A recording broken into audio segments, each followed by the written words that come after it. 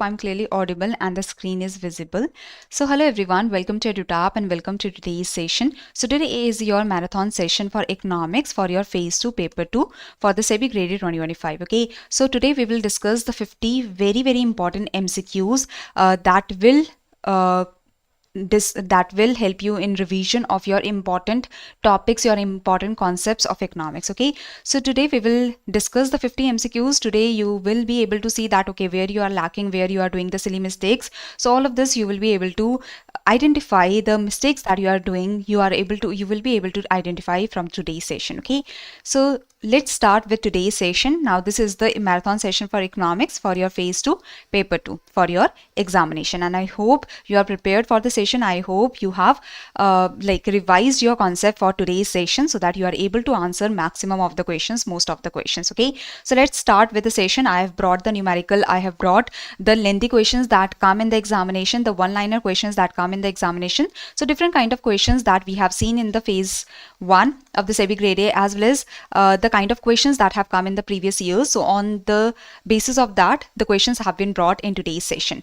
So let's get started without any delay. But before that, do subscribe to the YouTube channel of EduTap so that you continue getting these relevant videos, and do join our Telegram channel where you will get the PDF of the session. And the link for the Telegram channel is provided in the description box below. Okay, so if you want the PDF of the session, you can get the PDF of the session from the Telegram channel. Give me a thumbs up if I'm clearly audible and the screen is clearly visible. Good morning to everyone. Welcome to the session. And I hope you have already seen the marathon sessions for your phase 1 paper 2, because the phase 1 paper 2, like in these sessions also had a lot of questions. Like this marathon session had 100 questions, 100 MCQs, and the weekly marathon session had 50 MCQs. So you can understand that through these sessions also you got a lot of MCQs, and the more MCQs you solve for the paper 2, the better it is. Okay, so we are conducting the phase 2 marathons, but the questions that were provided in the phase 1 marathons, they are still relevant from your paper 2 point of view. You should be practicing the older questions also, because the more the questions you practice, the better it is from the examination point of view. Now this is the schedule for your marathon. The commerce, accountancy and management, costing, these marathons have already been conducted. Now today is your economics marathon. Then you will have the descriptive English session, okay, where the questions will be provided to you and such. And then last is the Finance and Companies Act marathon. So these are the dates. I hope you will join all the sessions so that you can solve a lot of questions before the examination, and you have enough of the practice before the examination. So now let's start with the first question, and the first question is in front of you. The interpretation, you have to identify the correct interpretation of this equation. Okay, so try to answer this question. A very direct, easy question, but the students get confused in these kind of questions also. Okay, so now let's start with the okay. So which of the following interpretations is correct for the demand? So demand of X is equal to A minus B P. So the A represents negative demand when the price is 0. When the price is 0, the demand is positive. When the price is 0, the demand will be positive. So it is not negative. Okay, so this is incorrect. Minus B, this minus B, that is the slope of the demand function. This represents positive relationship between price and demand. If the price is increasing, demand is increasing. No. The negative slope shows the negative or inverse relationship between price and demand. So this is also incorrect. When price increases, demand decreases due to negative slope. Yes, due to negative slope is if the price is increasing, demand will be falling. So C is correct, and C is correct as per which law? The C statement is correct. If the price is increasing, the demand is decreasing. This is correct as per the law of demand. As per the law of demand. Okay, demand curve is derived from the function. Demand curve derived from this function is upward sloping. No, you have a negative sign, so that means demand curve will be downward sloping. B shows direct relationship. No, B shows the inverse relationship between price of a commodity and demand of the commodity. Okay, so here the C was the right answer, and I hope you remember the law of demand, and this negative slope shows the inverse relationship between the price of the commodity and the quantity demanded. Now coming to the next question, if the price of petrol increases, the cars are complementary goods. What will happen to the demand curve of car? Okay, so if price of petrol is increasing, what will happen to the cars, to the demand of cars? So this is the price of cars has not changed. At the same price of car, the demand of car, what will happen to the demand of car? At the same price of car, the demand for car will reduce because the petrol prices are increasing. So there will be a leftward shift in demand curve. There will be a leftward shift in demand curve. Very good. So if the price of complement rises, if the complementary good price is rising, there is a leftward shift in the demand curve. Okay. Price of substitute falls if the price of coffee is falling, and the demand of tea will fall.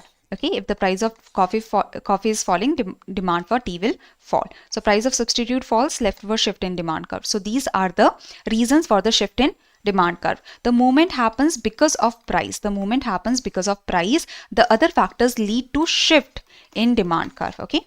Now coming to the next question, the equations have been given to you. You have to find the equilibrium price. Now if you know that in the market, what causes the equilibrium? What causes the equilibrium? So we are starting with easy questions, then we will go to the difficult questions, then we will go to the difficult numericals and the lengthy questions also. See, in the exam, not all questions are difficult. Remember this. You will get, let's say, out of 100 questions, the 50 questions will be easy to answer.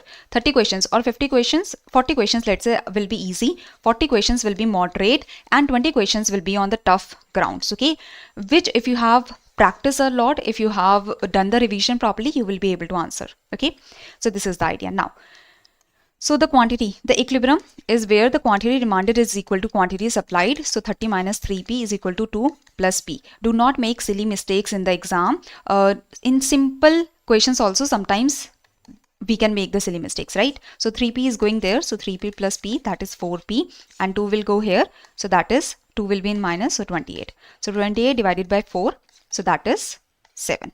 So E is the answer. Very good, very good. E is the answer. So equilibrium is where the quantity demanded is equal to quantity supplied, and so your answer will be 7.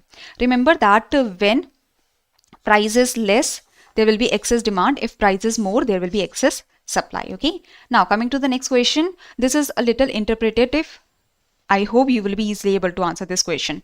A good that satisfies the following conditions will be like which of the following must be true for that? Good. See the question very carefully. This is a question where the students can get confused.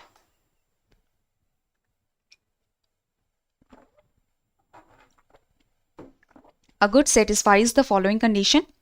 The good is a inferior category. It forms a large portion of the consumer's budget. It has no close substitutes and the demand increases when price increases. So with the first statement, it seems like this is an inferior good.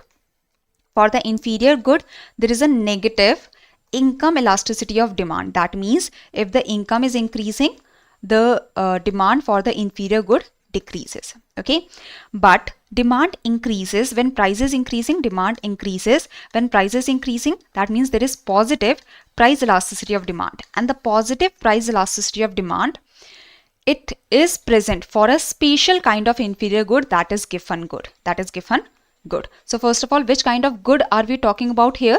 A question can be on that also. So what kind of good are we talking about in these statements? Anyone can tell me that which kind of good are we talking about in these statements? Is it the inferior good, normal good, luxury good, given good, or the necessary good? Which kind of good? We are talking about given good, because only in the case of given good, demand increases when the price is increasing. Demand increases when the price is increasing. So given good breaks the law of demand that states demand decreases when price is increasing. So this law of demand can only be broken by given good, that is a inferior good. Okay, so demand increases when price is increasing.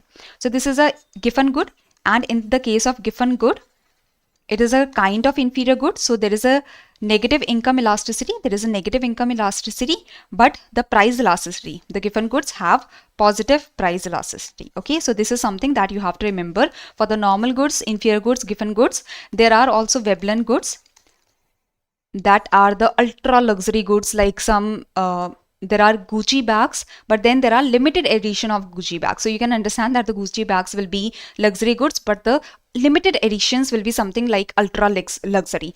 The higher the price, the more the demand. For Veblen goods also, ultra luxury goods. Okay, so that is the kind of idea. So inferior goods, Normal goods, they have a positive income elasticity. If income is increasing, the demand for normal goods increases. But they have negative price elasticity. If price is increasing, demand will fall. The inferior goods, they have negative income elasticity. Income is increasing, demand for inferior goods will decrease. Negative price elasticity, if the price is increasing, the demand for inferior goods decreases, because they follow the law of demand. Okay, they both follow the law of demand. Given goods, they don't follow the law of demand. That's why they have positive price elasticity. When the price is increasing, the demand is also increasing for the given good. But they are a category of inferior good. That's why they have negative income elasticity. Okay. Now coming to the next question. A government imposes a tax on a good. The supply of the good is highly inelastic while demand is relatively elastic. Based on the elasticity principle, which of the following is most accurate? Which of the following statements is most accurate? Try to answer this question. Now this question is based on the elasticity principle. Here you can see that the supply of the good is highly inelastic. Supply is inelastic. Supply cannot change easily, while the demand is elastic. The demand is elastic. Now in this case, who will bear the tax burden? So basically, supply is inelastic and the demand is elastic. If the suppliers try to transfer the increase in tax to the consumers in form of higher price, the demand is elastic. So as soon as price increases, the demand will fall very, very rapidly. With the slight increase in price, demand will fall very much. So that means the suppliers cannot shift the tax burden to the consumers, or suppliers cannot shift most of the tax burden to the consumers. That's why the producers will have to bear the most of the tax burden, as the demand is elastic and the tax burden cannot be shifted. Okay, so this is the idea, that the burden of the tax falls more heavily on the side of the market which has inelastic nature. So in this case, the supply of the good is inelastic. That's why the supplier will have to bear the tax burden. The demand is elastic. The demand can change easily. So if prices are increasing, the demand will fall by a lot. That's why the suppliers cannot shift the tax burden. Coming to the next question, as we move downward along a straight line downward sloping demand curve, which of the following transitions in elasticity occurs? So basically, if you are going downward in the downward sloping demand curve, so what is the transition that is happening in the elasticity? Okay, so this question is based on the point elasticity of demand.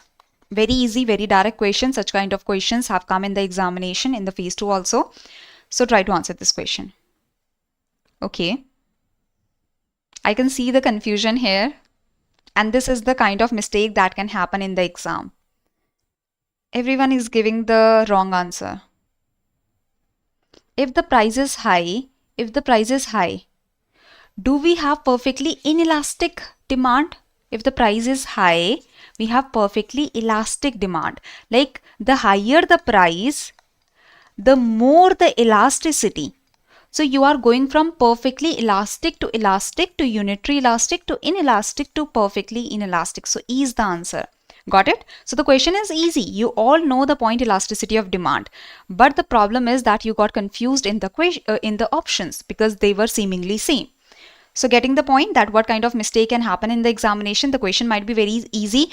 The question might seem easy peasy, but then the mistake can happen in reading the options or in understanding. Okay, so if you are going downwards in the downward sloping demand curve, so the point that you are starting from is perfectly elastic, then unitary elastic, then inelastic, and perfectly inelastic. So the lower you go, the lesser the elasticity. Okay, the higher you go, the more the elasticity. Okay, so this is the idea, that the higher the price, the more elasticity there is. The higher the price, the more elasticity there is, because if the price is very high, then if the price is further increasing, then the people can take the decision to consume the product or not. Let's say the price of cars are very high, but the price is further increasing. So now you can decide that, okay, I do not want to buy a car because the price is increasing very rapidly. So usually the products that have high price have higher elasticity. The products that have low price, like salt, they have lower elasticity. So the higher the price, the more the elasticity. So the question was that as we move downward along a straight line downward sloping demand curve, so what transitions happen? So as we move downward, the elasticity decreases. So we are starting with the highest elasticity, perfectly elastic, to the lower elasticity. I hope this is clear now. So E is the answer here. Got it? So we go from perfectly elastic to elastic, to unitary elastic, to inelastic, and to perfectly inelastic. The formula for point elasticity of demand is lower segment divided by upper segment. Okay, and the question was particularly asking that if we move downward, so elasticity decreases. Chalo. Now, any confusion? Now try to answer this question. This is again a application based question. If you know the concept, very easy question, but if you do not know the concept, then you might get confused. So again, try to answer this question.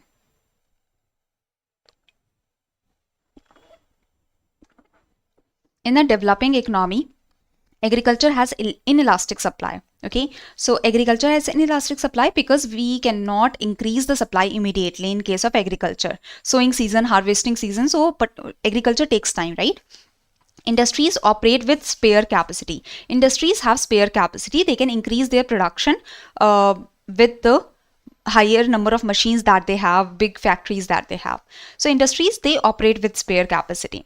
So 1 and 2, if there is a sudden rise in demand is rising for agricultural goods, demand is rising for industrial goods. So which of the following outcome is most consistent? I'm getting the answer A, B. Okay, very good. Everyone that has given the right answer, like B, very good. Agricultural prices. See, if the demand for agricultural goods is increasing, but the supply is inelastic, supply cannot increase much. So supply is increasing, but not by much, or supply is not increasing much. Okay, so that means demand is higher than the supply. Demand is increasing and the supply takes time to increase, or the supply is inelastic. So in this case, prices will increase. The prices will increase. While the industries, they operate with spare capacity. So as soon as the demand for industrial goods is increasing, the supply can also increase because the industries have spare capacity. So for the industrial goods, the supply can increase. Okay, so industrial output expands relatively more, or the industrial output expands relatively. So B is the correct answer here. I hope this is clear. Now, inelastic supply. So agricultural goods have inelastic supply. That means with the increase in price, the supply increases very slightly only. Elastic supply means as the price is increasing, there is huge increase in supply that can happen for the industrial goods. So elastic supply is for industrial goods. Next, price of coffee increases. As a result, the quantity demanded of tea rises. Now, what is the cross elasticity of demand? That you have to tell me. So I hope you know the formula of cross elasticity of demand. Try to answer this question. Cross elasticity of demand shows that with a percentage change in price of X, there is percentage change in demand of Y. If you open up this formula, you will get to the amount based formula. Try to answer this.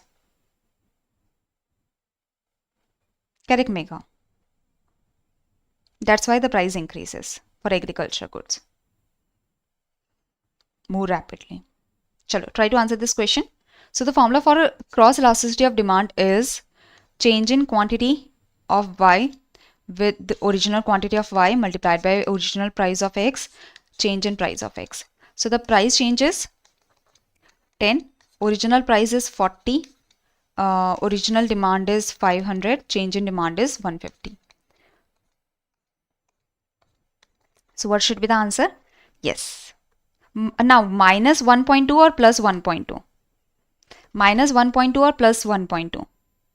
Think about it. With the increase in price of coffee, the demand of tea is increasing. So should there be negative cross elasticity of demand? See the question. Think about it. With the increase in the price of coffee, the demand for tea is increasing. So there is a positive cross elasticity of demand, and the substitute goods, they have positive cross elasticity of demand. Remember this, okay? So these are the kind of mistakes that you should not be doing. Remember that the substitute goods, they have positive cross elasticity of demand, and the complements, they have negative cross elasticity of demand. And this is the formula that has to be applied, okay? So if you solve this, you will get to the 1.2. Okay, so basically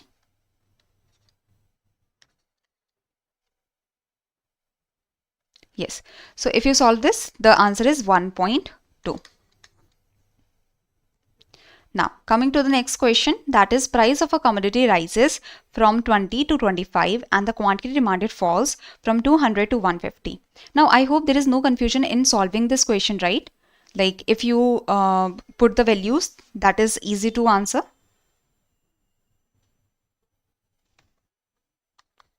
Just you have to solve the basic numbers, okay? So the answer is 1.2. Okay? Chalo. Now coming to this question, price of a commodity rises from 20 to 25 and the quantity demanded falls from 200 to 150. So you have to find the price elasticity of demand that shows that with a percentage change in price of X, there is a percentage change in demand of X. So the same formula, change in quantity, original quantity multiplied by price, change in price. So change in price is by 5. Original price was 20, change in quantity is 50, original quantity was 200. So very easy. The answer here is 1. Negative 1 because with the increase in price, the demand is falling. With the increase in price, the demand is falling. So that's why there is a negative sign. Okay, so A is the answer. And the price elasticity of demand, it has a negative sign. Chalo. Now, the elastic demand is for the luxury goods as well as the goods that have many substitutes. Inelastic demand is for the necessary goods that have less substitutes, okay, or the goods that have less substitutes. Perfectly inelastic demand is for the essential goods such as the life-saving drugs and such, okay. Now, in the short run equilibrium under perfect competition, which of the following is true? So, in the short run equilibrium under perfect competition, which of the following is true? Which of the following is true? Now, the equilibrium, there are two conditions of equilibrium, right? So read the question and try to answer this question. We will go a little faster. So in the short run equilibrium under perfect competition, which of the following is true? The marginal cost should be equal to marginal revenue. This is a necessary condition. But is this the only condition? Is this the sufficient condition? No. The MC should cut MR from below. This is the second condition and this is the sufficient condition. Okay, so there are two conditions. The first one is the necessary condition. The second one is the sufficient condition. So MC is equal to MR is a necessary condition, but it is not sufficient by itself. It requires that MC should cut MR from below. So C is the answer here. C is the answer here. Okay. So remember that the first order condition, that is MC is equal to MR, it is a necessary condition that MC should be equal to MR, but it is not sufficient because here also MC is equal to MR. Here also the MC is equal to MR. So the MC is equal to MR is a first order condition, that is a necessary condition, but in itself it is not sufficient. So the sufficient condition is that the MC should cut MR from below. So MC should cut MR from below, or the slope of MC must be greater than the slope of MR. The slope of MC must be greater than the slope of MR. Okay, so this is the idea. Yes, A is partially correct but not completely. You also always have to find the best possible answer, and the A is wrong because it is not a sufficient condition, it is a necessary condition. Okay, so C is the answer. Now coming to the next question, in the long run equilibrium with normal profit. Now remember this always, that in the long run there is normal profits in the perfect competition. Now which of the following equations must hold true for the long run? For the long run in the perfect competition, which of the following equations must hold true? So see, MR is equal to MC. This is true for the equilibrium point, but for the normal profit, the average revenue should be equal to average cost. And in the long run, in the perfect competition, only in the perfect competition, in the long run, the average cost is at the minimum of the average cost. So this E point, it is showing that the average revenue is equal to minimum of average cost. So that means there is normal profit. as well as MR is equal to MC. So that means equilibrium necessary condition is also being met. So this E point is talking about both the facts that the long run equilibrium is being met with normal profits where the average revenue is equal to minimum of average cost. So average revenue is equal to average cost, that means normal profits, and in the perfect competition in the long run there should be minimum of average cost. Okay, so remember, no, this is not true. D is not true. Why the D is not true? Because here the price and AR, they are the same thing. Price and AR, they are always the same thing. You can say price or AR means the same. Now here MC is equal to what? MC is equal to MR. That is not shown in the D point, that is shown in the E point. Got it? The price or AR, they are both the same thing, right? But where is MR then? How the equilibrium is being shown? Because MR is necessary, MR is equal to MC. This is necessary for the equilibrium. This is a necessary condition for the equilibrium.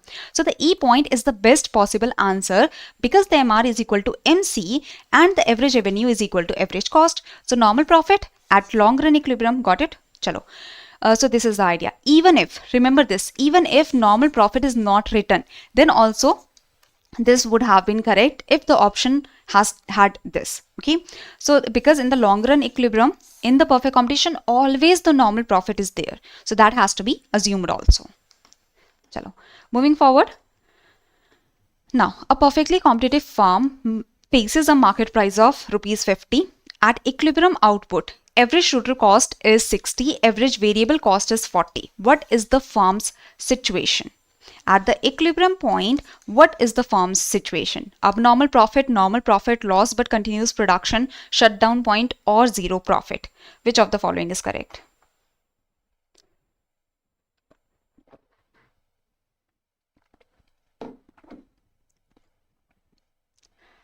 I hope you are liking the questions. I tried to make it as much analytical and application based as I can, so that in the examination you have that logic going on in your mind.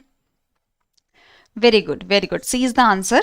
Why? Because your average revenue, that is the price, that is ₹50.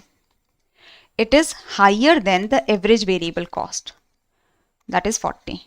But average revenue is less than the average total cost. That means losses are happening.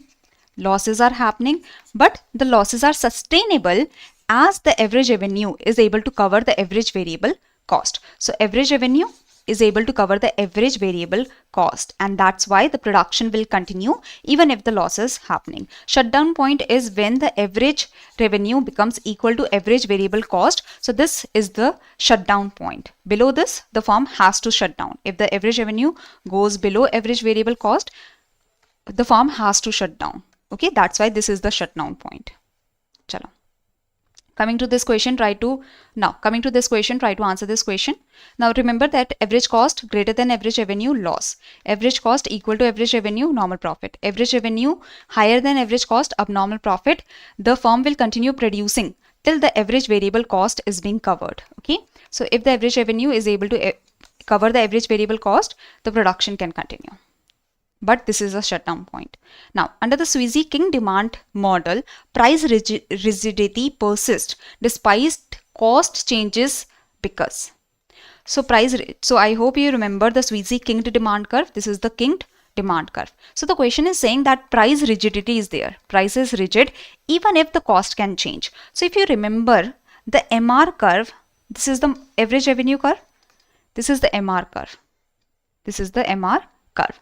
So cost changes can happen, the marginal cost can change at the same rigid price. So this happens because of what? This happens because of what? Think about the Sweezy-King demand model. Think about the Sweezy-King demand model.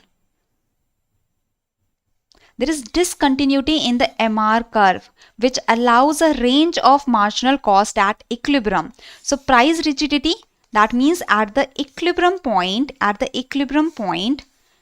there is a lot of marginal cost at the discontinuous marginal revenue. D is the answer. This is the Sweezy-King demand curve, right?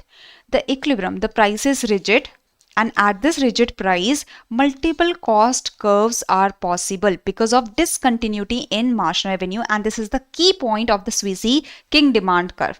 The discontinuity of the MR curve implies that there is a range within which cost may change without affecting the equilibrium price and output of the firm. Got it? I hope this is very much clear. D is the answer. Because directly Sweezy demand curve states that discontinuity of the MR curve allows for multiple marginal cost curve to lie for a single price. Okay, to be there for the single price. Now, which of the following statements correctly explains why a monopolist marginal revenue curve lies below the average revenue curve? So basically, why the marginal revenue curve lies below the average revenue curve?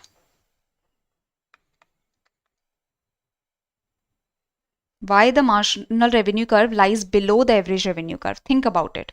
Let's say the price is increasing from 100 to 180, while the output, the price is decreasing. The price is decreasing from 100 to 90.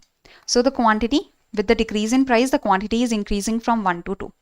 So here, the total revenue is price multiplied by quantity, so 100 and 180. So the change in total revenue, that is marginal revenue, that is change in total revenue is 80. So marginal revenue is 80, while the average revenue, that is the total revenue divided by quantity. So total revenue divided by quantity is 90. So average revenue is always above the marginal revenue because average revenue shows the per unit revenue, while the marginal revenue shows the change.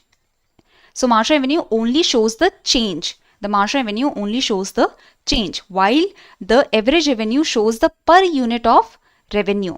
So because monopolist must reduce the price to sell an additional unit, so average revenue is always higher than the marginal revenue because the price is decreasing to increase the sale. So B is the answer. So this is the idea that monopolist marginal revenue curve lies below the average revenue curve because to sell an additional unit, price must be reduced. And when the price is reducing, the average revenue, that is the per unit revenue, falls less than the marginal revenue. That shows the change. Okay, so marginal revenue is falling. Now, the monopolistically competitive firm has greater price discretion than a perfectly competitive firm but less than monopolist. Because so monopolistically competitive firm, the monopolistic firm can change the price more than the perfect competitive firm which cannot change the price. But the monopolistic firm has less price discretion in comparison to the monopoly firm. So why is it so? Why is it so? So the monopolistically competitive firm has greater price discretion in comparison to the perfect competition, because in the perfect competition, the firms are price takers. They cannot change the price. Monopolistic firm can change the price, but the monopoly firms have more control over price because they are monopoly. So why? Yes, because monopolistically competitive firm have closed substitutes, while the perfect competition have perfect substitutes. Perfect competition have perfect substitutes. Monopolistic firm has closed substitutes and the monopoly has no closed substitute. Okay, so the monopolistic firm faces closed substitutes. So this is the idea that in the perfect competition, the firms are price takers. The firms are price takers. Monopolistic competition, the firms can change the price, but they have less control over price. They can change the price, but they do not have the immense control over price, while monopoly has more control over their price. Okay, so this is the idea. Now perfect competition has no control over their price because the products are perfect substitutes of each other. If any changes happening in the price, the other products are perfect substitutes. In the monopolistic competition, the products are close substitutes to each other, and in the monopoly there are no close substitutes. That's why monopolist has more control over the price. Chalo. Coming to the next question, which of the following correctly distinguishes Chamberlin's small group model from Cournot and Bertrand models? So if you know about the Chamberlin small group model, you will be able to answer the question. Read the statements carefully.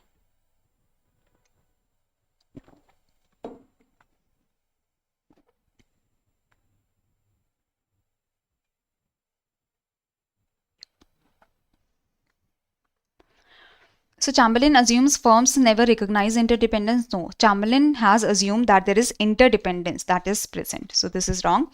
Chamberlin's equilibrium leads to competitive price. No, monopoly price is achieved in the Chamberlin model. Chamberlin assumes firms maximize only individual profit. No, the firms maximize the joint profits. Chamberlin assumes firms recognize both direct and indirect effects of their decision and may reach to monopoly price without collusion. Absolutely. So Chamberlin, this is the basic idea about the Chamberlin that you have to remember, that Chamberlin assumes that the firms, they recognize the interdependence, they recognize the direct and indirect effects that their decisions are having, and they can reach to monopoly price without collusion just by recognizing the interdependence that the firms have. So this is the right answer. D is the right answer. Okay, so this is the whole of the Chamberlin model. Chamberlin rejects the assumption of independent action by competitors. Chamberlin assumes that there is interdependence. Like Chamberlin assumes that the firms are aware about their interdependence. Both the firms are aware about their interdependence and they recognize the direct and indirect effect of their decisions, and they can reach to the monopoly price. They can reach to the monopoly price just by recognizing their interdependence without any collusion. That is the idea. So Chamberlin assumes the monopoly solution is achieved where industry or joint profits are maximized as both the firms are intelligent enough to recognize their interdependence. Okay, and reach the monopoly price. Now, in Stackelberg's duopoly model, disequilibrium arises when? So Stackelberg's duopoly model, this is the extension of the could not duopoly model. I hope you remember that in the could not duopoly model, it was assumed by the firms that if I change my output, the other firm will not change its output. Both the firms were assuming that if I change my output, the other firm will not change its output. Now, in the Stackelberg duopoly model, that is the extension of the could not duopoly model. So Stackelberg said that one firm is sophisticated enough to recognize the second firm is working on the could not assumption. So the first firm becomes the leader because the first firm recognizes the second firm is working on the could not assumption. So the first firm becomes the leader as the first firm is sophisticated enough to recognize the actions of the second firm. Okay, so it becomes the leader and the second firm is the follower. But what if both the firms become sophisticated? In this case, if both firms desire to act leaders, then the disequilibrium arises. If one firm is sophisticated, if one firm is leader, the other is follower, then the equilibrium can be achieved. But if both the firms are sophisticated, if both the firms are leaders, then if both the firms are the leaders, then the equilibrium is not there. Okay, chalo. Stackelberg model, could not model, Bertrand model, Edgeworth, all of these models didn't recognize the interdependence. Okay, it was only Chamberlin model that recognized the interdependence in the non-collusive models. So the Stackelberg gave the model that is the extension of the could not model. Stackelberg said that if one firm is sophisticated, if only one firm is sophisticated, it will emerge as leader and a stable equilibrium will be followed where the naive firm is the follower. But if both the firms, they are the leaders, then the disequilibrium will be there. Stackelberg's disequilibrium will be there if both the firms, they want to act as leaders. Okay, if both firms are sophisticated, they want to act as leaders, then there will be Stackelberg disequilibrium. Coming to the next question, an economy reports the following data. So a economy reports the following data. From this data, you have to calculate NNP at FC. Basic question, if you know about the conversion, then you will be easily able to answer this question. So the question is given where the GDP at MP is given and you have to find the NNP at FC. So basically domestic income is given and you have to find the national income. So if you want to convert the gross into net, deduct depreciation. If you want to go from domestic to national, add net factor income from abroad. If you want to go from market to factory, deduct indirect taxes, add the subsidies. So basic 5,000 minus depreciation is 400 plus net factor income from abroad is 200 minus indirect taxes 600 minus subsidies 100. So 1000 minus 300, 700. So that is in minus. So that is 4,300 is the answer. 4,300 is the answer. Okay. If you are calculating, calculate it completely and then give me the answer, because some students are saying A, C, D. So D is the answer actually. Okay. D is the answer. So this is the conversion is very important. Net to gross, add depreciation, domestic to national, add net factor income from abroad, factor cost to market price, add indirect taxes, deduct subsidies. Now the answer here is 4,300. Okay. Now there are precautions taken while measuring the national income. Transfer payments are not added in the national income. Imputed rent of self-occupied houses. Let's say this is my house and I'm living in the house. So imputed rent will be taken out. That will be included in the national income, because it is if I'm living in my home, if I'm living in my own house, that means I'm saving some rent. So that is the imputed rent. That is also included in the national income. Illegal money is not added. Windfall gains is not added. Corporate profit tax is not separately added, because this is the part of profit. The total profit include the dividend, undistributed profit and the corporate profit tax. So the corporate profit tax should not be included separately, because it is already a part of the total profits. Okay. So here these are the precautions that you need to keep in mind. The value of production for self-consumption is also added in the national income. Remember that the second-hand goods, the sale of second-hand goods is not included in the national income, but the brokerage, let's say if you are selling the second-hand scooty, that will not be included in the national income, but the brokerage, that is the broker service that is provided for bringing the buyer and seller together. So this broker service, it is considered the current productive activity. So the brokerage, this will be included in the national income. Now coming to the next question, you have to find the personal disposable income. So I hope you know that how you can find the personal disposable income. This is a little difficult question. Like I was telling you, out of 100 questions, maybe 10 to 20 questions can be tough. So this is the kind of tough question that can come. Okay. You need to have the idea about the personal disposable income. So personal disposable income can be calculated through the personal income minus direct taxes minus miscellaneous government receipts. Now personal income is not given, private income is given. So private income is equal to personal income. So we have to calculate the personal income. So private income minus the corporate tax minus the undistributed profits. So that is personal income. So personal income is private income minus corporate tax minus undistributed profits. So that is 8,500. So we have the personal income now, 8,500 minus the direct taxes minus the miscellaneous government receipts. So that is personal disposable income, 7,500.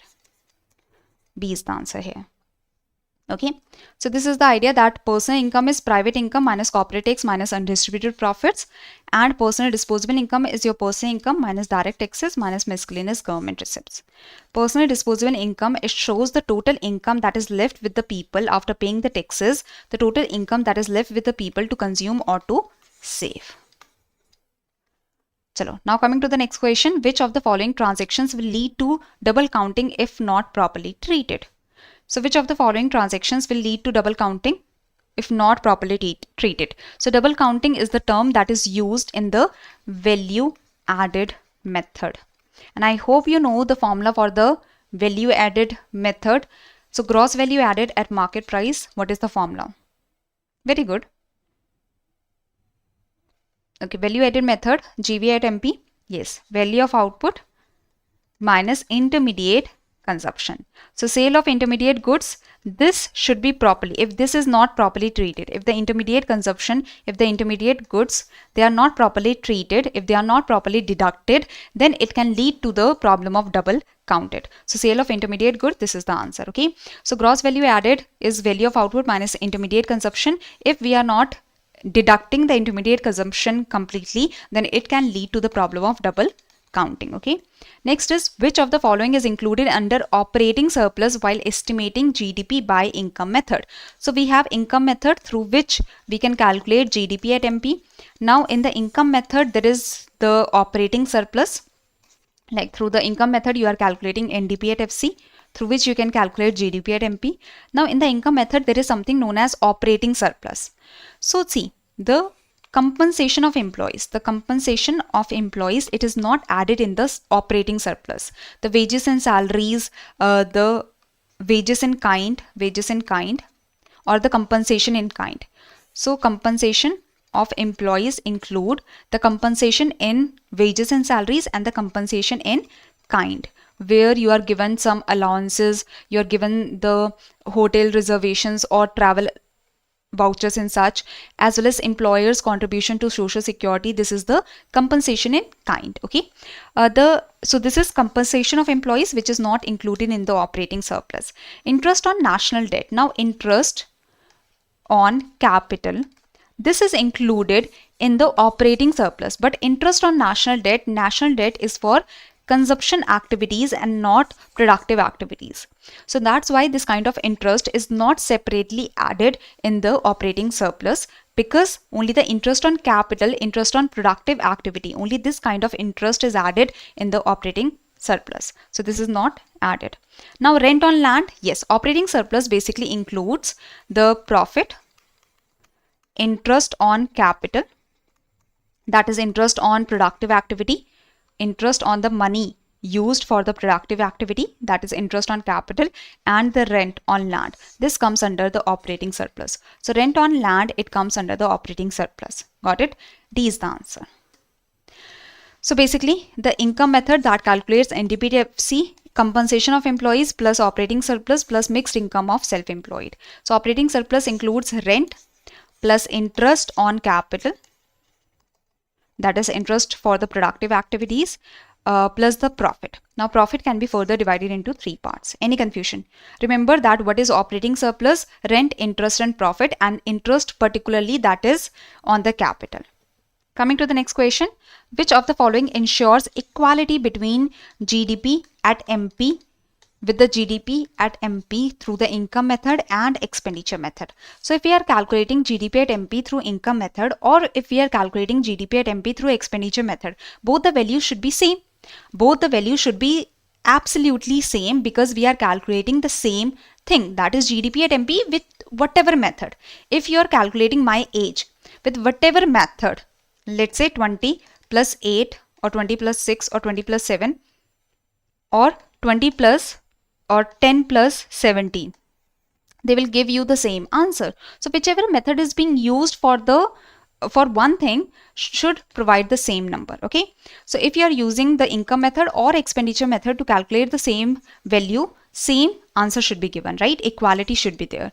So which of the following ensures that there is equality? The circular flow of income identity. The circular flow of income identity.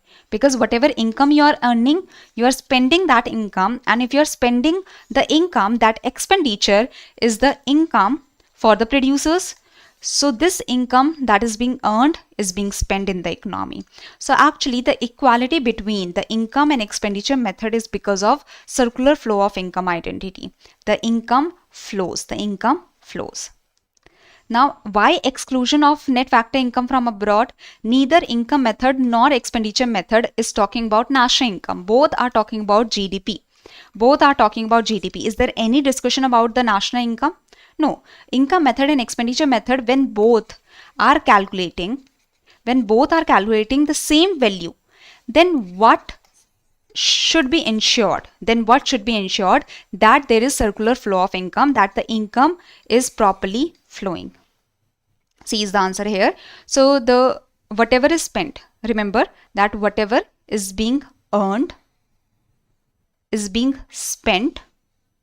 So whatever is your income is your expenditure. Okay, so this is the idea. Yes, so that's why I brought this concept, because here again you have to find the best possible answer. The other options, they do not make sense when we are talking about the same thing from two different methods. If we have income method or expenditure method, they both are calculating GDP at MP. So what should be ensured? That there is circular flow, that money is flowing in the economy. Whatever is earned, that is spent. Whatever is spent is being earned. Okay. Now coming to the next question. In the classical labor market framework, suppose the real wage is fixed above the equilibrium level. Which of the following is most immediate consequence? So if the real wage is higher, then what will happen? Try to answer this.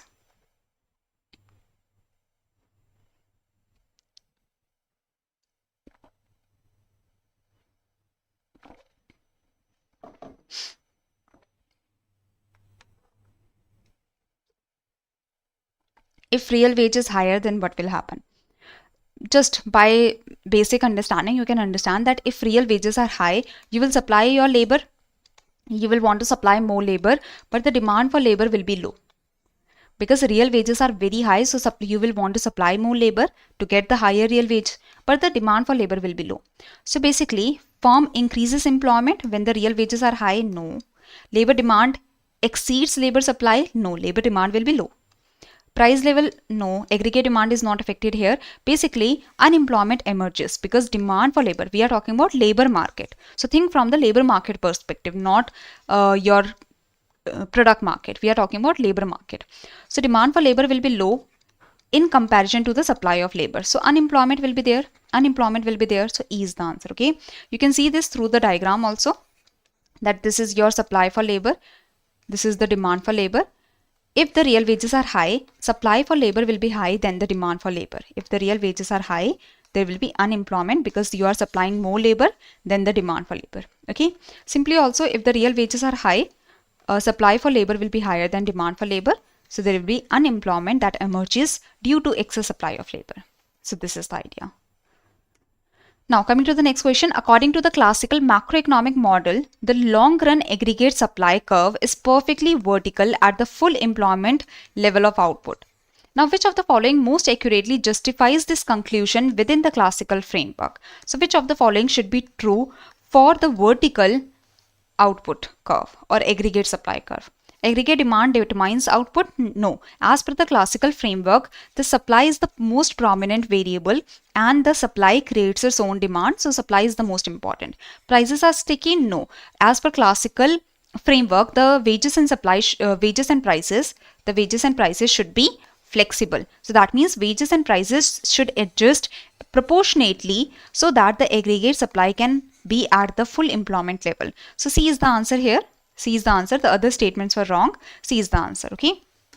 So this is the idea that you have to keep in mind the assumptions taken by the classical economist. There is full employment. That means there is no involuntary unemployment. No involuntary unemployment. Self-adjusting mechanism, because of the prices and wages, they are flexible. That's why there is no government intervention that is required. If there is any disequilibrium, the disequilibrium is rectified and the output is produced at the full employment level. The aggregate supply is at the full employment level because the prices and wages are flexible. Coming to the next question, that is which of the following? Now the question seems long, but read the question in the examination. You might want to skip this question for the last.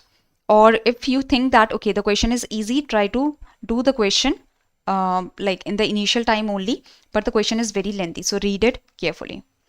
Which of the following combinations correctly represents injections into the circular flow of income? So I hope you will be able to answer this question. So try to see that what can be the answer. Okay. So injections and leakages, they are two things. Now, which of the following combinations correctly represents the injections here? Injections, they increase the level of income and they increase the flow of income in the country.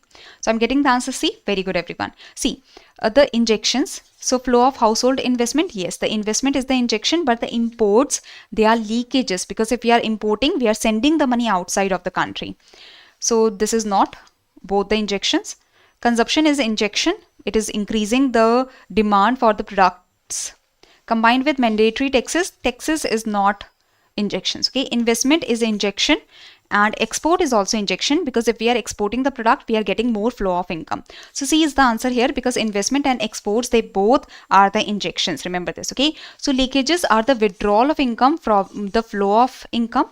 So leakages are the withdrawal of income from the flow of income. So savings, if you are saving the money, that means you are not consuming from that money. So savings are the leakages, taxes are leakages, imports are leakages. But when that saved money is invested, investment is injection, government expenditure is injection, and exports are injections that increase the flow of money in our country. Okay, so leakages are the savings, tax and imports. Injections are investment, government expenditure and exports. Okay, now coming to the next question, which of the following best explains why equilibrium can exist below full employment in the Keynesian framework?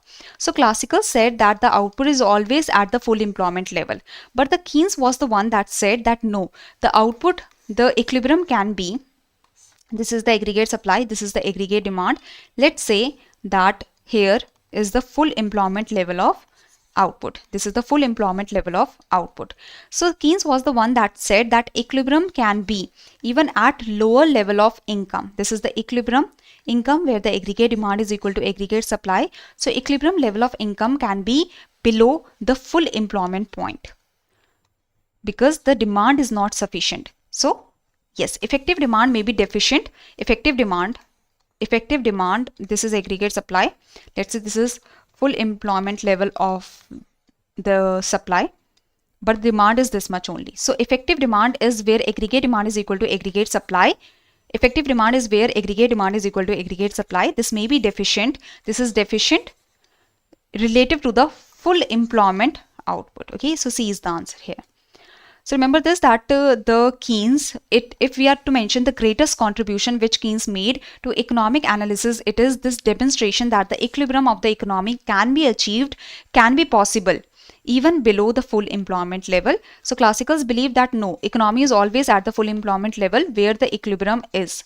But the Keynes showed that the equilibrium can be achieved even below the full employment level. Okay. So that is the idea. Now, if a two-sector economy's consumption function intersects 45-degree line at income level OY naught, what macroeconomic condition does this signify? Think about this question, very easy question. Just think about it carefully. Take your time, think about it, and give me the answer.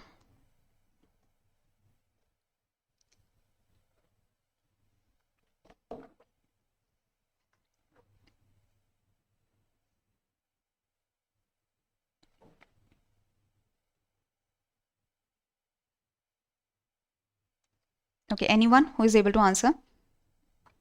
Okay.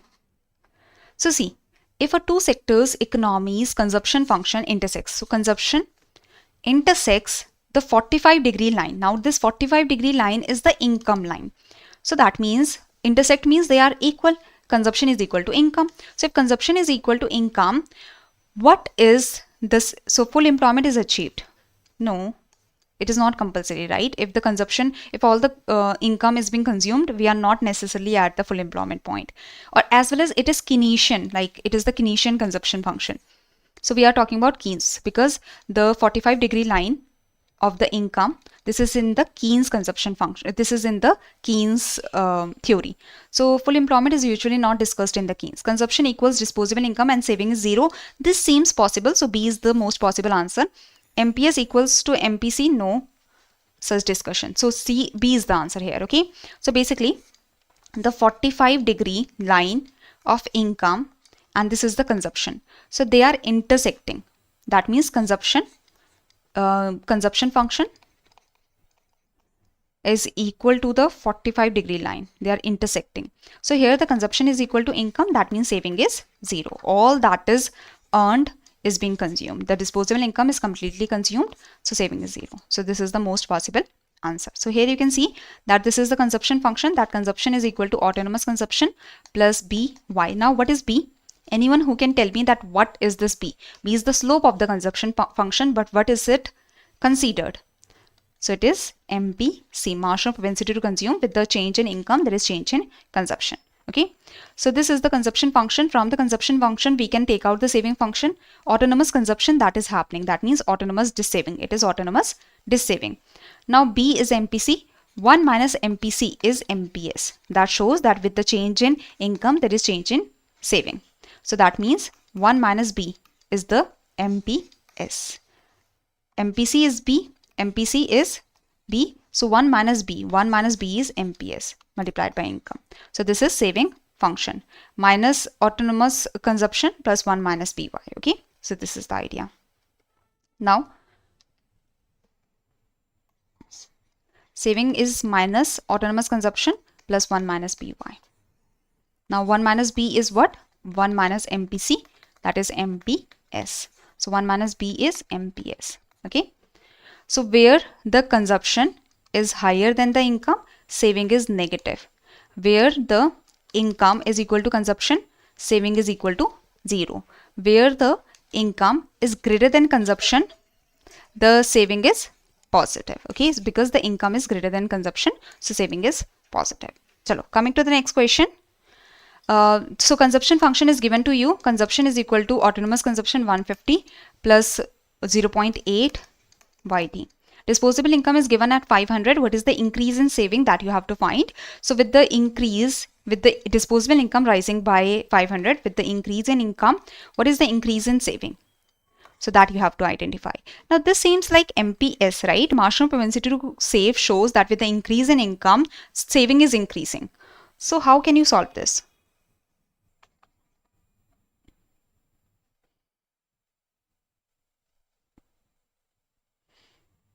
I hope you were able to answer this question. So basically, this is what? This is MPC. 0.8 is the MPC. So 1 minus MPC is MPS. So 1 minus MPC, 1 minus 0.8 is 0.2. So MPS is 0.2. Change in disposable income is 500. Change in saving will be 100. Change in saving will be 100. So change in saving is equal to 500 multiplied by 0.2. So that is 100. A is the answer here. Okay. So this is the answer. A is the answer. And directly through the equation, if you have MPC, you can calculate the change in consumption. You can calculate the change in saving. Okay. Chalo. Now, according to Dusenberry's relative income hypothesis, so J.S. Dusenberry has given the relative income hypothesis that the consumption does not depend upon the absolute income, the consumption depends upon relative income. Now, which of the following effects explains why an individual's consumption may not fall significantly even during a reduction in income in short run? So, when the income is reducing in the short run, the consumption does not reduce much. So if your income is reducing from 100 to let's say 50, your consumption might fall from 80 to let's say, or your consumption, like if your income is falling from 200 to make the numbers easier. So your consumption might fall from 180 to 90 or from 150 to 90. So before your APC was 150 divided by 200. Average propensity to consume is total consumption divided by total income. Now your APC is 90 upon 100. Consumption divided by income. So as your income is falling by 100%, your consumption is not falling by 100%. Okay. So why is it so? Consumption may not fall significantly. Why is it so?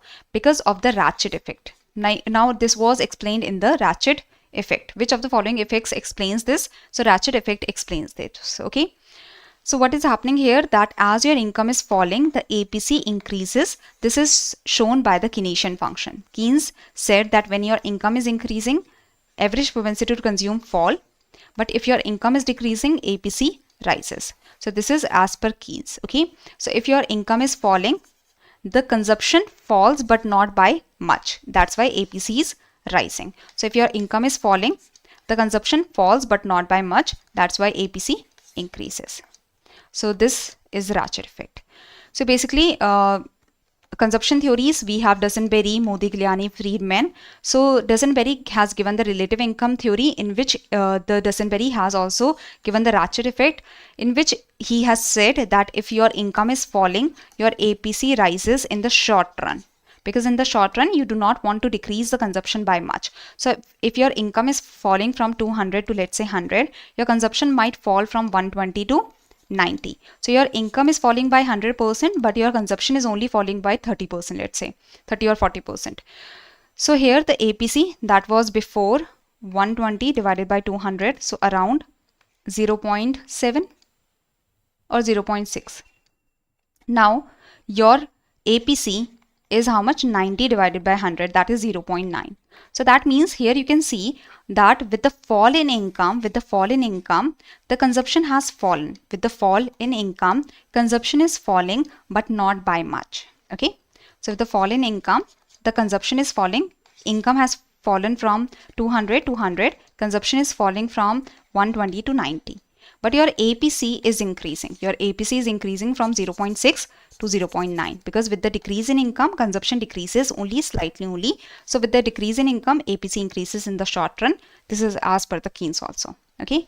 So B was the answer. This is the ratchet effect. This is the ratchet effect that shows that with the decrease in income in the short run, the consumption decreases very slightly only. But in the long run, you come like your consumption decreases completely. So this is the idea. Now consider an economy where the long run consumption function is this. That is like the Kuznets consumption function as per Friedman, and the short run consumption function is this as per Friedman. So see, the short run consumption function is like your Keynesian consumption function, that from the disposable income consumption is happening. This is autonomous consumption and this is BYD. Okay, so this is like Keynes consumption function where there is autonomous consumption, and as your income increases, APC decreases and vice versa. Now this is like the Kuznets consumption function, that consumption depends upon the disposable income, but there is no autonomous consumption. So the Kuznets consumption function is the long run consumption function. Okay, now if current income increases, which of the following statement is correct? That you have to tell me. This is as per Keynes consumption function. This is as per Kuznets consumption function. Now, if the income is increasing, which of the following statements is correct?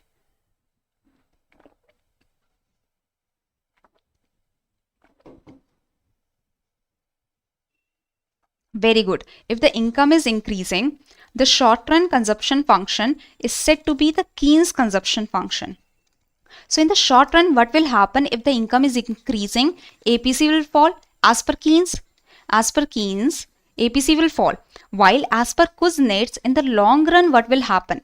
In the long run, consumption function, in the long run, if your income is increasing, the APC will remain constant. APC will remain constant in the long run. Got it? Remember that short run consumption function is said to be the Keynes consumption function. That is given here also. This is the Keynes consumption function. The long run consumption function is said to be Kuznets consumption function. Now as per Keynes, if your income is increasing, APC reduces. Average propensity to consume reduces. Long run consumption function, Kuznets consumption function. If your income increases, APC remains constant. This is as per Kuznets. If the income is increasing, APC remains constant. So in the short run, APC is decreasing, while in the long run, APC remains constant. So this is, I hope this you will remember from the examination point of view. And in the short run, APC falls as the income increases. In the long run, APC is constant. Okay, as the income increases. Now, suppose in a closed economy, the marginal propensity to consume is this, and in an open economy, the marginal propensity to import is this. What is the correct multiplier in the open economy? So basically, you have to tell the export multiplier. So that is, what is the formula for the export multiplier? 1 upon 1 minus MPC plus MPM. So 1 minus MPC is 0.2. So that is MPS is basically 0.2 plus, export multiplier in the open economy is 1 upon 1 minus MPC plus MPM. So 1 minus MPC is basically MPS plus MPM. This is export multiplier. Now, MPS is 0.2. 1 minus MPC is MPS 0.2. MPM is also 0.2. So what is the export multiplier? 2.5. 2.5. This is the export multiplier. So here you can see that the foreign trade multiplier or open multiplier or the export multiplier, this is 1 upon MPS and MPM. Okay. Now multiplier, text multiplier is lump sum text multiplier is minus MPC, 1 minus MPC. The investment multiplier is 1 upon. The investment multiplier is 1 upon 1 minus MPC. The government expenditure multiplier is also 1 upon 1 minus MPC. Okay. So this is the idea. Now, in the extreme cases, if the MPC is equal to 1 or MPC is equal to 0, these are known as two limiting cases. Because if the MPC is 1, the multiplier will be infinite. If the MPC is 0, the multiplier will be 1 only. These are the two limiting cases. Now, coming to the next question, if the capital output ratio is 3, the national income rises, that is increase in national income, change in national income. So national income rises from 500 to 550, that is change in national income is 50. change in national income is 50. What is the net induced investment? That is, what is the net investment in this period according to the accelerator theory? So if you know the formula of the accelerator theory, if you know the formula of the accelerator principle, you will be easily able to answer this question. What is the accelerator theory? Accelerator theory shows that with the increase in the income, there is the requirement for the investment. There is the requirement to increase the capital stock. So if you want to increase the output, you need to increase the capital stock. That is, there is net investment that is required. Now, how much of the net investment is required? That depends upon the capital output ratio. So this is accelerator principle. Numbers are given to you. You just have to put it in the equation. Yes. So V is 3 multiplied by the change in output, that is 50. So net investment, that is the increase in capital stock. Increase in capital stock, that is the net investment to increase the output. So net investment is 150 basic. Got it? C is the answer. So this is the idea that the capital output ratio is the amount of capital that is needed to produce 1 unit of output. Now the net investment, basically the net investment is equal to capital output ratio multiplied by the change in output. So if you want to increase the output, if you want to change the output, if you want to increase the output, you need to do the net investment. And how much? That depends upon the capital output ratio. Now, which combination of factors would most reduce the size of multiplier in a developing open economy? So think about it, that multiplier in the open economy, the multiplier, the size of the multiplier, here it can be investment multiplier or tax multiplier or the open like foreign trade multiplier or such. Which of the following can reduce the size of the multiplier in the developing open economy? So that is, multiplier will reduce with the change in investment. Let's say income is increasing. With the increase in investment, income is increasing. Now the size of the multiplier will reduce because of high MPS, marginal propensity to save, if the saving is high, because of the leakages basically. Because of the leakages, the size of the multiplier can reduce. So because of the saving, because of the imports, because of the tax, because of the savings, these are the leakages that can reduce the size of the multiplier. While the injections, they can increase the size of the multiplier, like the marginal propensity to consume, if it is high, okay, or if the exports are high, if the taxes are less, okay, if the consumption is high basically. So they can increase the size of multiplier. Injections can increase the size of multiplier. Leakages can reduce the size of multiplier. So B is the answer here. Okay.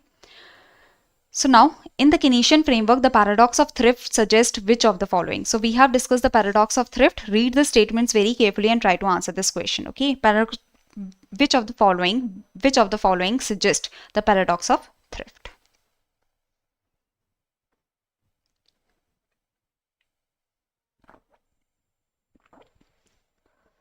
An increase in savings lead to proportional increase in investment and national income.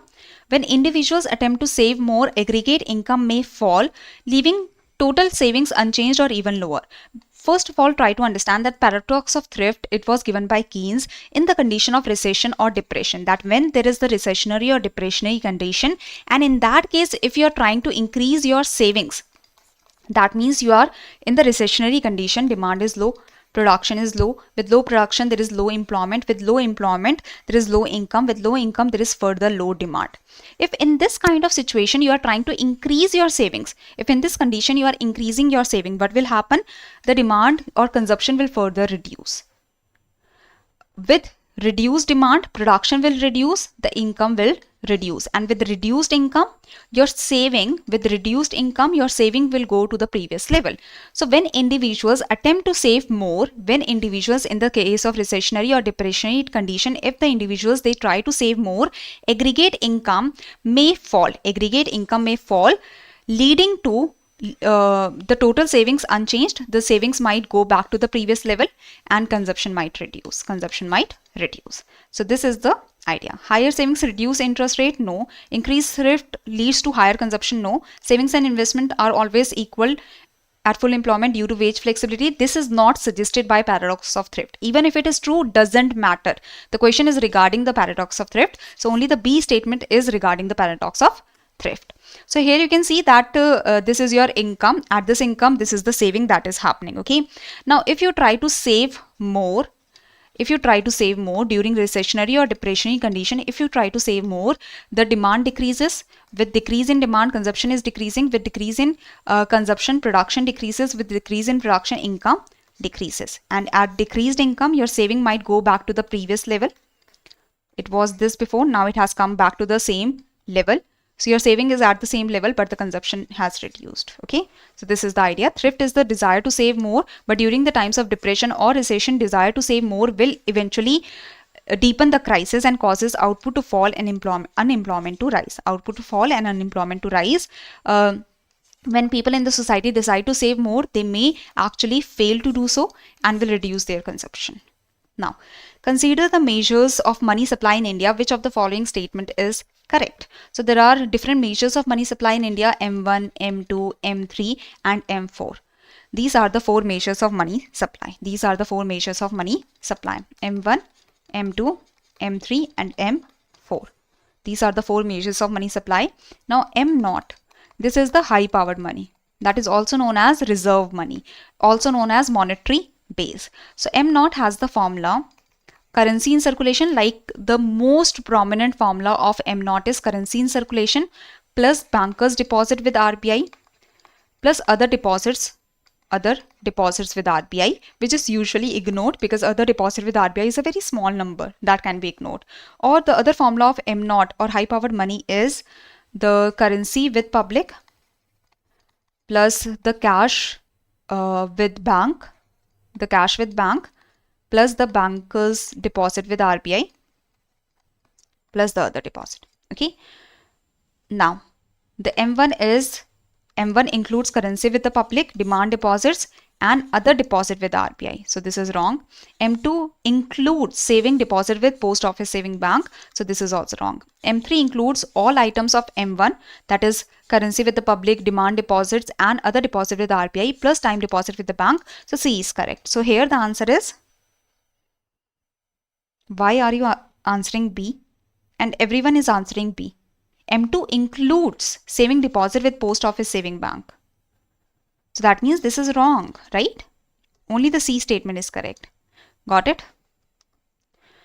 So these are the formula. M0 is currency in circulation plus bankers deposit with RBI plus other deposit with RBI, or currency with public, cash reserves of the banks, or cash with banks plus bankers deposit with RBI plus other deposit with RBI. Now M1 is currency with public, demand deposits plus the other deposit. M2 is M1 plus M2 includes saving deposits with post office saving bank. Okay, it includes. M3 is M1 plus time deposit with bank. That's why the C was the right answer. Now M4 is equal to M3 plus total deposit with post office savings bank. M3 plus total deposit with post office saving organization. Okay. Excludes contribution made by public to the national savings certificates. Chalo. Now I hope you will remember these kind of things, that you have to read the options very, very carefully. That this is the requirement in the examination, that you will be answering 100 questions and in a very time bound manner you will be answering the 100 MCQs, and some of the MCQs might be tough also, some of the MCQs might be numerical. So be attentive. I know it will be hard to give the 100 MCQs, answer 100 MCQs with the full attention, but you have to be attentive. Otherwise, these kind of silly mistakes can happen. Now, coming to the next question, a bank receives a primary deposit of 5,000. The cash reserve ratio is 20%. How much is the maximum total credit that a banking system can create assuming no currency leakages? No currency leakages. So, money multiplier is 1 plus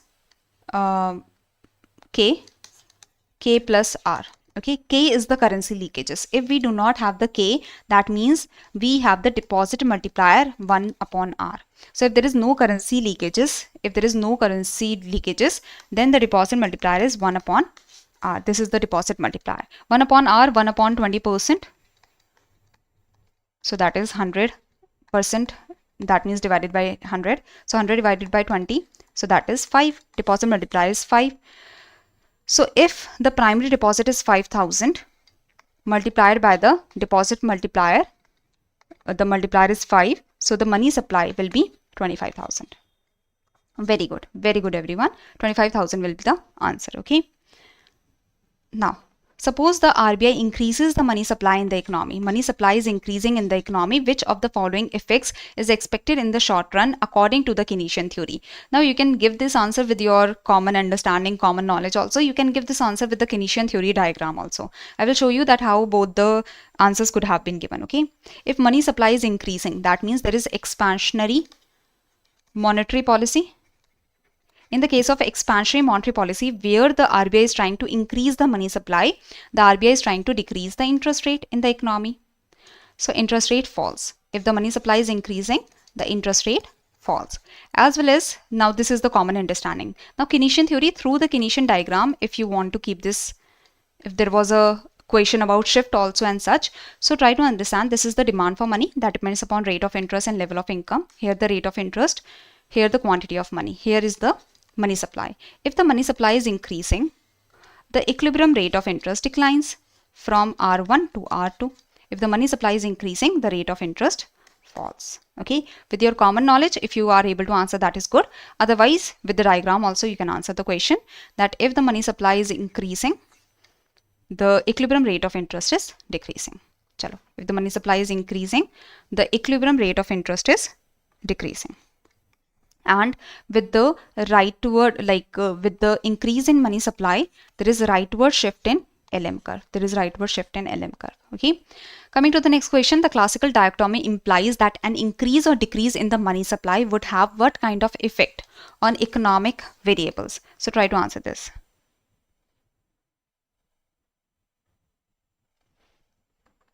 You have the time. Try to answer this now. Okay, I'm getting the answer. Okay. So changes in real output, see classical dichotomy. You have to answer the question from the classical dichotomy point of view. Changes in real output and employment levels influences the quantity of goods and services produced, but leaving absolute nominal variables like money, wages. Now, here the question is saying that if the money supply is changing, then what will be the effect on other economic variables? So will the change in money supply change the real output? No, because the monetary variables, they do not have any effect on the real variables. So the monetary variable or the nominal variable like the money supply cannot change the real variable. So no. Alteration in the relative price of goods and services, employment level, again the monetary variables cannot affect the real variables like the employment level. No. So affects exclusively. The change in money supply affects exclusively the nominal variables such as money, wages, general price level and other monetary magnitudes, while leaving the real variables like employment unchanged. That is correct. So basically the money supply and other nominal variables, if they are changing, they can only change the other nominal variables. So if the money supply is changing, it can change the other nominal variables. It can affect the other nominal variables, while the changes in the nominal variables cannot affect the real variables. So they cannot affect the real variables. So C is the answer here.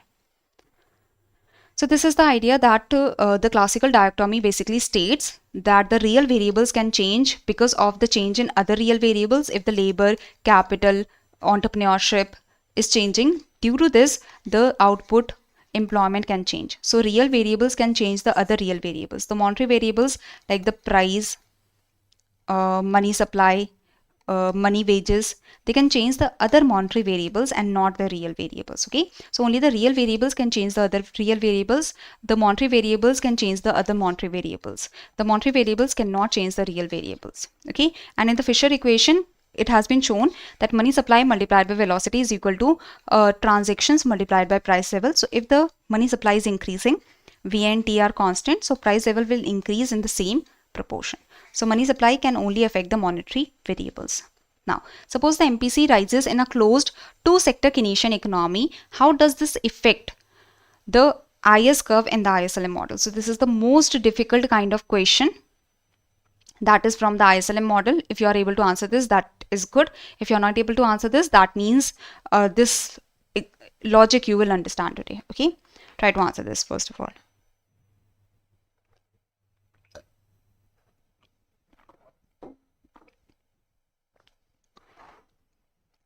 MPC increases. MPC increases means the multiplier will increase. Multiplier is increasing means IS curve will become flatter, because IS curve, the flatness in the IS curve depends upon the multiplier and the investment demand responsiveness with the rate of interest. If the multiplier is increasing, the IS curve will become flatter. So this seems like the correct answer. Okay, now why the IS curve shifts rightward? IS curve is becoming flatter, but can the IS curve also shift rightward? So think about it. If the MPC is increasing, that means consumption, this was the consumption function. If the MPC is increasing, if the slope is increasing, so the consumption function will rotate upwards. The consumption function will rotate upwards with the higher slope. With the higher slope, the consumption function will rotate upwards, right? If the consumption function is rotating upwards, so the aggregate demand, that is consumption plus investment, let's say, so in the two-sector model, the aggregate demand is consumption plus investment. If the consumption is rotating upwards, that means aggregate demand will also rotate upwards. If the aggregate demand is rotating upwards, that means before the equilibrium level of income was this. This was your IS curve. With this rate of interest, this was the equilibrium level of income. But with the increase in MPC, the aggregate demand has increased, or with the increase in MPC, the consumption has rotated upwards, due to which aggregate demand has rotated upwards, due to which the equilibrium level of income is increasing. And so the IS curve can shift rightwards. Is this clear? Is this clear? So this is the idea that if the MPC increases, this is the slope of the consumption function, and so the consumption function rotates upward. If the consumption function is rotating upward, the aggregate demand can rotate upward. If the aggregate demand, that was this, it is rotating upward, that means at the same interest rate, this was the equilibrium level of income. Now this is the higher equilibrium level of income, and the IS curve is shifting rightwards. IS curve will shift rightwards. So if the MPC is increasing, IS curve shift rightward, as well as it can become more flatter, because if MPC is increasing, the multiplier will increase. If the multiplier is increasing, so IS curve becomes flatter also. So there is shift in the IS curve. This is the previous IS curve. So there is shift in the IS curve, and the IS curve is becoming flatter also. I hope this is clear. So this is the idea that if the multiplier is increasing, it depends upon the MPC. So if MPC is increasing, the multiplier can increase. And if the multiplier is increasing, this can lead to flatter IS curve. Okay. So with the higher MPC, more multiplier, higher investment multiplier, so IS curve can become flatter. And if MPC is increasing, the consumption function can rotate upwards, due to which aggregate demand can rotate upwards, due to which IS curve can shift rightwards. Any confusion, anyone? Now coming to the next question, try to answer this question. In the ISLM model, if the central bank increases the money supply, if the money supply is increasing while the price level remains fixed, which of the following sequences correctly describe the effect on equilibrium income and interest rate? So if money supply is increasing, what will happen? Very easy question. I hope this you will be able to answer. Nishan, this we are going to discuss in the next question, okay?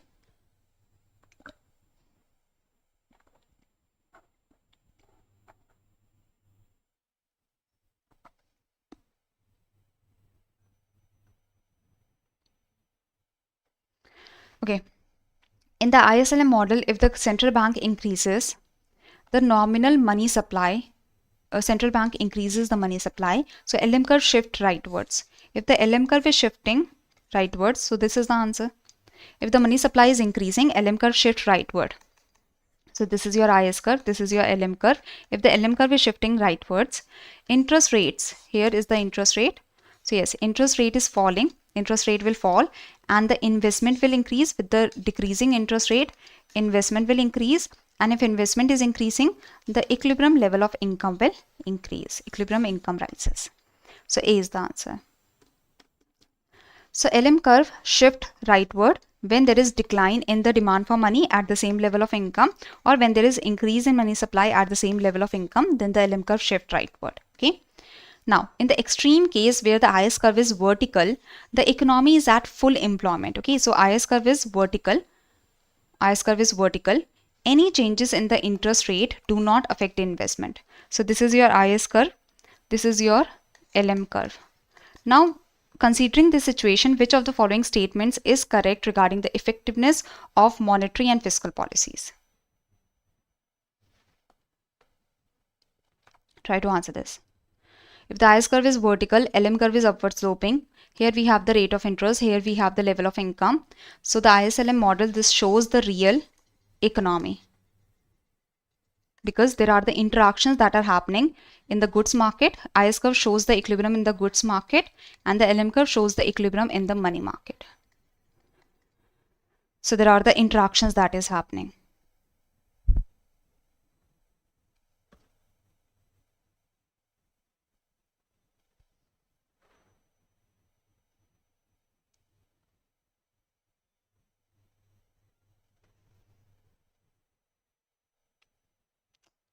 If the LM curve is vertical, if the LM curve is upward sloping, IS curve is vertical. If the LM is like money supply is increasing or money supply is decreasing, it is not able to affect the level of income. It is not able to affect the level of income. So monetary policy is ineffective. Monetary policy is ineffective while so this is your vertical IS curve. This is the upward sloping LM curve. If the IS curve shifts rightward, with the fiscal policy means increase in government expenditure or decrease in taxes. With the expansionary fiscal policy, if the IS curve is able to shift rightward with the increase in government expenditure or decrease in taxes, so then the level of income can change. So monetary policy becomes largely ineffective in influencing income. Fiscal policy can shift the level of output. So D is the answer. Expansion fiscal policy will increase income while leaving interest rate largely unchanged. No, interest rate also changes. No, if the income is increasing, interest rate also increases. So C was not correct, because this is LM curve. If the IS curve is shifting rightwards with the expansionary fiscal policy, if the IS curve is shifting rightwards, so level of income increases, but rate of interest also increases. So this is wrong. So monetary policy becomes largely ineffective in influencing the level of income, whereas fiscal policy can shift the level of output. So D is the answer. Now, suppose workers revise their inflation expectations upward due to a persistent rise in inflation in the previous period. While there is no change in cyclical unemployment and no supply shock, which of the following will most likely occur? Try to answer this question.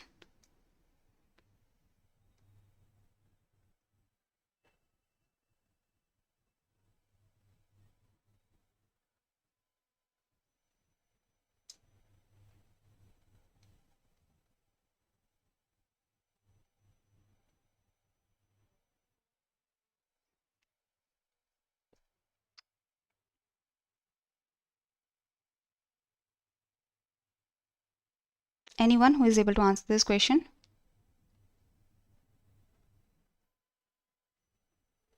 Okay, so the time is up. Let's see the answer of this question.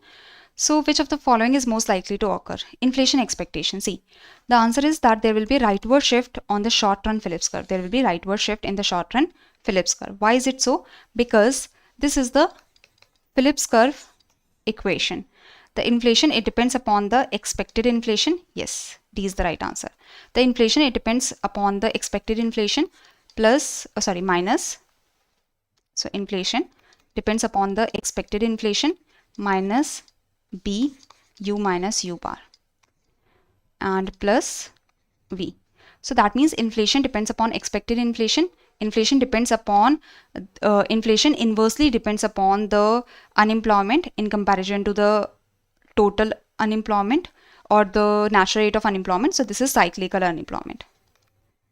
That how far away the current unemployment is from the natural rate of unemployment. So this is cyclical unemployment plus the adverse supply shock. So if the adverse supply shock is increasing, or there is adverse supply shock, then the inflation will increase. If the expectations is increasing, then the inflation can increase. So this is the Phillips curve that shows that this is there is inverse relationship between inflation rate and unemployment rate. When the unemployment rate is increasing, inflation rate is decreasing. Now what is happening?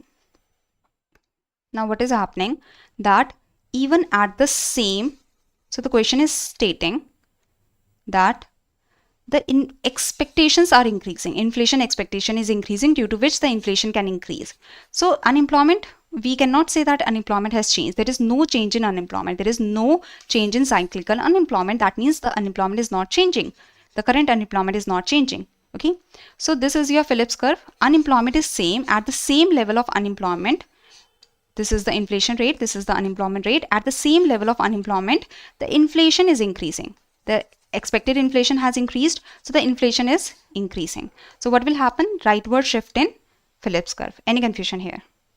So this is the idea that if inflation is increasing, if inflation with the inflation expectations, with the upward inflation expectations, inflation is increasing.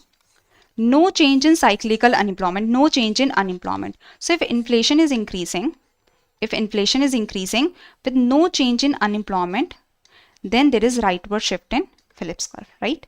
Rightward shift of the short run Phillips curve. Any confusion here?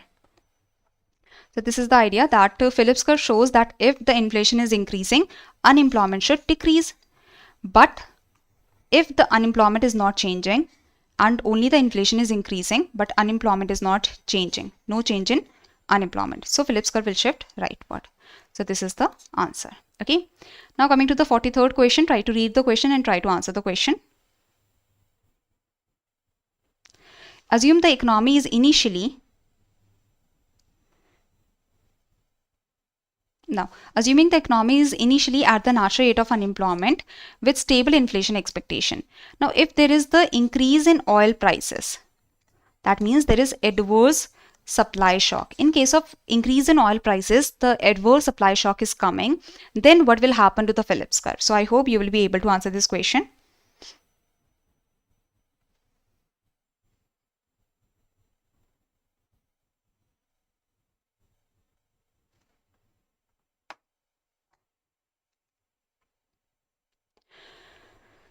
Try to answer this question. Nishan, C is the right answer. Because if the LM curve is upward now, if the LM curve is upward, then and IS curve is downward sloping, then the monetary policy is most effective. And the other policies are not effective. Okay. I thought like the vertical IS curve, in that case, when there is vertical IS curve, fiscal policy is most effective now. So when there is vertical LM curve, then monetary policy is most effective. Okay. So if there is adverse supply shock, the same effect will happen like it has happened in the inflation expectation, that the inflation expectation is increasing, due to which inflation is increasing and unemployment is same. At the same unemployment rate, inflation is increasing. Similarly, at the same with the adverse supply shock, what happens? That the unemployment also increases and the inflation also increases. Let's see this.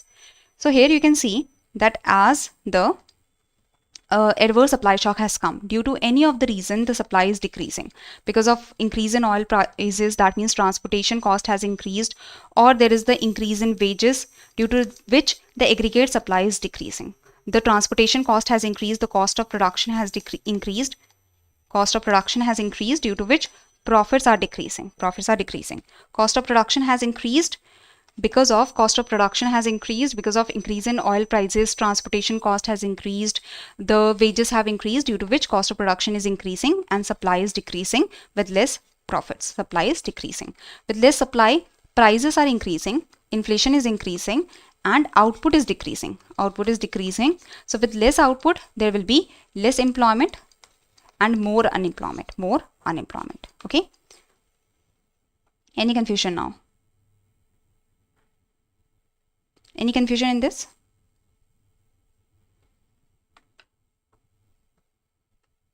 Chalo. So whenever there is adverse supply shock, there is rightward shift of the short run Phillips curve, leading to higher inflation and higher unemployment. So whenever there is the adverse supply shock, aggregate supply is decreasing. So the adverse aggregate supply is decreasing, output decreases. So employment decreases, unemployment increases. Unemployment is increasing. At the same time, the prices also increase. So there is rightward shift in short-run Phillips curve, and this leads to stagflation. The aggregate supply decreasing leads to stagflation, leading to higher inflation and high unemployment. Okay, so B is the answer. Now, during which phase of the business cycle is the gap between potential GNP and actual GNP zero, but the economy is simultaneously vulnerable to a reversal due to overheating? So here the potential is equal to actual. We have achieved our potential. We have achieved our potential. Very easy. We have achieved our potential. We are at the peak. We are at the peak. But the economy is also overheating because we have achieved our peak. Now, if there is still more demand, further cannot be produced. So we are at the peak and we are in the vulnerable situation as the economy is overheating. Okay. So when there is peak, the potential is equal to the actual. We have achieved our potential. Okay. So this is the business cycle. Expansion. The economy is expanding. The economy is expanding. Then there is peak when we have achieved our potential. Then there is the recession or depression. The trough is the bottom point. We are at the least point. We are at the point where the economic activities are at the lowest. Then the recovery happens, then the expansion, then the peak, and so on. Now, coming to the next question, suppose MPC. Suppose MPC is equal to 0.8. Due to pessimism, investment falls by 500 crores. According to Keynes' business cycle theory, which of the following best describes the likely impact? So the MPC is equal to 0.8. So the investment multiplier. Now we have to show that with the fall in investment, the income is falling. The income is falling by how much? Okay. So with the fall in investment, the income will fall by how much? So investment multiplier is 1 upon 1 minus MPC. So 1 minus MPC is 0.2.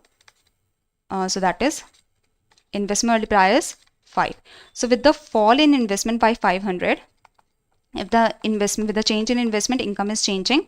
So investment multiplier is 5, and with the change in investment by 500, the income will change by 2500. So with the decrease in investment, the income will decrease, and with the decrease in investment by 500, the income is decreasing by 2500 due to reverse multiplier effect. So this is what is shown by the Keynes business cycle, that if investment decreases, the income decreases by multiplier effect.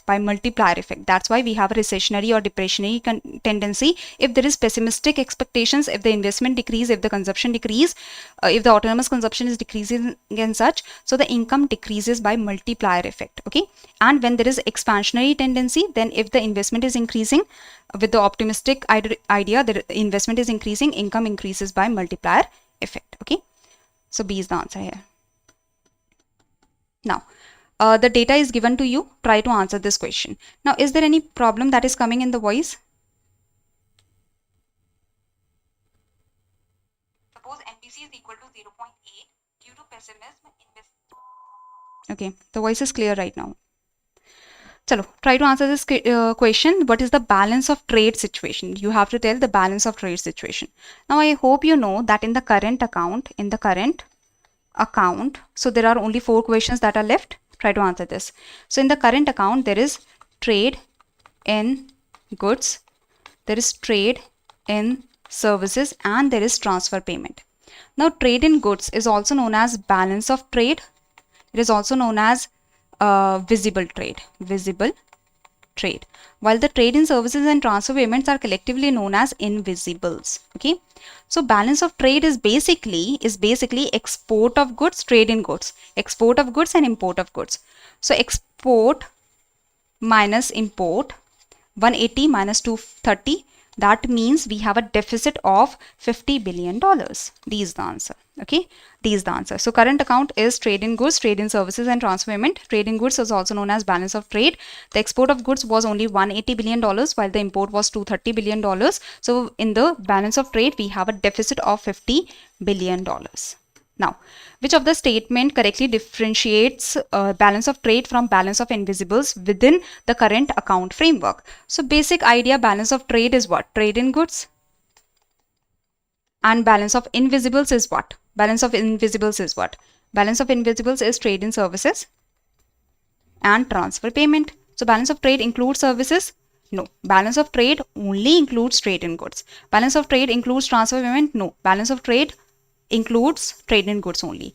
Both balance of trade and balance of invisibles only include export, not imports? No. Balance of invisibles exclude remittances? No. Transfer payments, that is remittances, grants, it is included in the invisibles. So balance of trade includes trade in goods. Balance of invisibles captures trade in services and transfer payments. Absolutely correct. Okay. Now, India's cautious approach. Now we are coming to the next question. India's cautious approach in rupee convertibility reflects a balance between openness and stability. So we have full convertibility in current account, but we have partial convertibility in capital account. So in the current account, in the capital account, we have partial convertibility. In the capital account, in the balance of payment, which records the transactions between India and the rest of the world, we have current account, capital account. In the current account, we record the investments that we are getting or that we are doing to the other countries. The borrowings are included, external borrowings are included, external assistance is included. Now in the capital account, there is partial convertibility. The full convertibility in current account includes the trade in goods, trade in services and transfer payment. So trade in goods and services, it comes under the current account, and that's why it has full convertibility. So C is the answer here. Purchase of foreign equities, that is investment. A repayment of sovereign debt, that comes under external borrowings and such. Acquisition of overseas real estate, investment. Speculative capital flows, investment. So these comes under the capital account. These comes under the capital account. Only this comes under the current account. Okay. So C is the answer here. Now coming to the second last question, then I will give you two homework questions also. Which of the following is or are the components of the non-tax revenue receipts component of the Union Budget of India? So basically in the budget, there are the revenue receipts. The government is receiving the revenue receipts as well as the capital receipts. The revenue receipts, they do not reduce any asset. The government is receiving the money without reducing the asset of the government or without increasing its liability or the obligations. Capital receipts are the receipts where the government is reducing its asset to get the money. To get the receipts, the government is reducing its asset or increasing the liability or its obligation. So now, which of the following is or are components of the non-tax revenue receipts? Revenue receipts which are non-tax. So disinvestment in PSUs, disinvestment. If the government is doing the disinvestment, that is reducing the asset. That means it will not come under revenue receipts, it will come under capital receipts. So this is not revenue receipt. Interest payments received by the government. If the government is receiving the interest payments, they are the regular payments, that is not decreasing the asset or not increasing the liability. So this is non-tax revenue receipt. And grants are also non-tax revenue receipt if the government is receiving the grants. So that is also non-tax revenue receipt. So second and third is the answer. Okay. Very good. So revenue receipts, it does not decrease the asset of the government. It does not increase the liability. Tax revenue receipt, the taxes, the custom duties and all come under the tax revenue receipt. Non-tax revenue receipt, interest receipts of the government, dividend, that is the part of profit that is going to the government from the public sector undertakings, fees, penalty, fines, grants received by the government, they come under non-tax revenue receipt. Now the last question is in front of you. Then I will give you the homework questions and then the session will end. So the last question is in front of you. Which among the following is the best definition of primary deficit? Read the question very, very carefully and try to answer this question.